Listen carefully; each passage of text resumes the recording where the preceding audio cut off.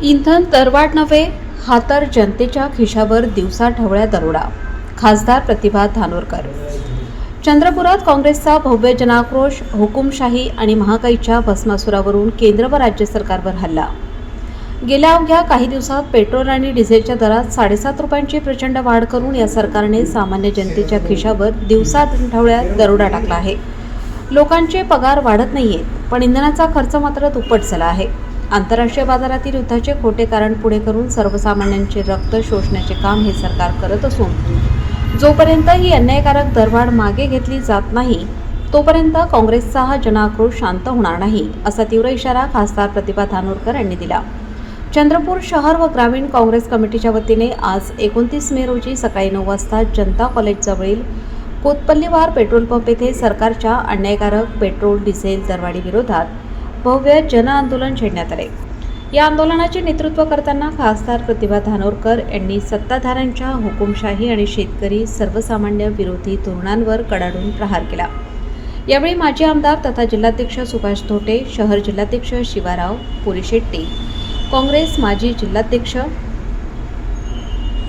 विनायक बांगडे, ज्येष्ठ काँग्रेस नेते अंबिका प्रसाद दवे, महिला जिल्हाध्यक्ष कुंदा जेणेकर, शहर महिला जिल्हाध्यक्ष चंदा वैरागडे यांच्यासह माजी शहर जिल्हाध्यक्ष, पक्षाचे सर्व सन्माननीय नगरसेवक, ज्येष्ठ पदाधिकारी आणि कार्यकर्ते मोठ्या संख्येने उपस्थित होते. खासदार प्रतिभा धानोरकर यांनी भाषणात इंधन दरवाढीचे आकडे मांडत सरकारच्या धोरणांवर कडाडून टीका केली. त्या म्हणाल्या, 15 मे रोजी एका फटक्यात 3 रुपये वाढवले, त्यानंतर 19 आणि 23 मे रोजी पुन्हा 90 पैशांची छुपी लूट केली.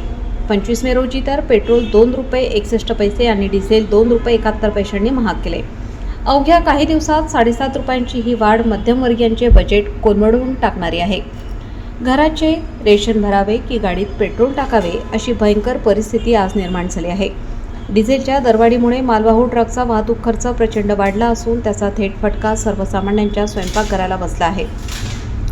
आज भाजीपाला, दूध, फळे, धान्य या प्रत्येक जीवनावश्यक वस्तूंचे भाव गगनाला भिडले असून गरिबांनी जगावे कसे, असा संतप्त सवाल त्यांनी उपस्थित केला. यावेळी बोलताना माजी आमदार तथा काँग्रेस जिल्हाध्यक्ष सुभाष धोटे यांनी शेतकऱ्यांच्या मुद्द्यावर सरकारला धारेवर धरले. ते म्हणाले की शेतीचा हंगाम तोंडावर असताना शेतकऱ्यांचे ट्रॅक्टर, पाण्याचे पंप आणि कापणी यंत्रासाठी लागणारे डिझेल आज सोन्याच्या भावाने विकले जात आहे. खासदार प्रतिभा धानोरकर यांच्या मागणीनुसार जिल्हाधिकाऱ्यांनी 30 लिटर डिझेल देण्याची मागणी मंजूर केली असली तरी इंधनाचा हाहाकार पाहता हे अत्यंत अपुरे आहे. शेतकऱ्याचा खर्च दुप्पट आणि उत्पन्न निम्मे करण्याचे पाप या सरकारने केले आहे. विरोधी पक्षात असताना पेट्रोलचे भाव 2 पैशांनी वाढले तरी गळ्यात महागाईचे हार घालून रस्त्यावर उतरणारे, बैलगाड्या ओढणारे आजचे सत्ताधारी नेते आता सत्तेच्या उबदार खुर्च्यांवर बसून गप्प का आहेत? महाराष्ट्राचे मुख्यमंत्री एका दिवसाच्या फोटो सेशनसाठी बुलेटने फिरतात तर दोन्ही उपमुख्यमंत्री कोट्यवधींच्या महागड्या EV गाड्या घेऊन मिरवत आहेत. सरकारचे काम जनतेला दिलासा देणे असते, स्वतःच्या प्रसिद्धीचे इव्हेंट करणे नाही. तुम्ही जनतेचे कैवारी आहात की तिजोरी भरणारे व्यापारी आहात हे एकदा महाराष्ट्राला स्पष्ट करून सांगा. महिला जिल्हाध्यक्ष कुंदा जेणेकर यांनी आपल्या भाषणात पंतप्रधानांच्या परदेश दौऱ्यावर आणि सोशल मीडियावरील मेलोडी व्हिडिओवर तीव्र आक्षेप घेतलाय.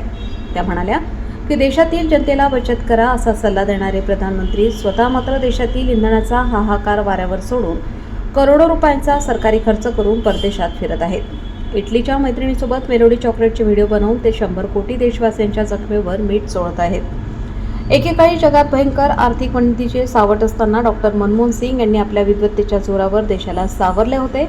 ते विद्वान होते, कमी बोलायचे पण काम चोख करायचे. परंतु आज देशावर संकट असताना आपले प्रधानमंत्री देशाला वाऱ्यावर सोडून फिरत आहेत.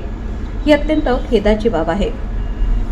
आंदोलनाच्या शेवटी काँग्रेस नेत्यांनी सरकारला ठणकावून सांगितले की ही तर फक्त आंदोलनाची सुरुवात आहे. जर सामान्य जनता आणि शेतकऱ्यांना न्याय मिळाला नाही तर ही अन्यायकारक दरवाढ मागे घेतली नाही तर येणाऱ्या काळात याहून तीव्र संघर्ष केला जाईल.